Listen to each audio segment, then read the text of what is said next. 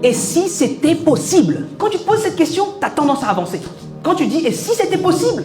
ton imaginaire créatif te montre des chemins par lesquels tu peux passer. Les limites, ça n'existe pas. Il faut le savoir. Souvent, il faut regarder en arrière et se dire « on vit dans un monde quand même où il y a des choses, on ne s'est pas posé des questions, comment c'est né ?» Tu prends l'avion. Mais t'imagines à l'époque où un mec il dit « j'ai inventé un truc, c'est comme la voiture, mais ça va dans l'air et t'inquiète, tu vas pas tomber. » Toi, tu vas le croire alors que ça n'existe pas. Pourtant, ça existe aujourd'hui. S'il n'y a pas d'ingénieur en aérospatial, machin, aérodynamique, de trucs, on ne peut pas nous expliquer comment. Pourtant, on l'utilise. Ok? Il faut donc savoir que ce n'est pas une affaire de comment, ce n'est pas une affaire de est-ce que c'est possible, c'est une affaire de et si c'était possible, qu'est-ce que ça changerait?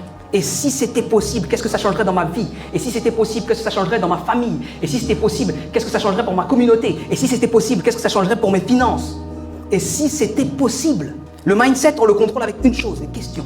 Tu poses les mauvaises questions, tu as les mauvaises réponses. Si tu te poses des questions qui vont dans la direction de ce que tu veux faire, ce sont ces réponses-là que tu trouves. Et si c'était possible?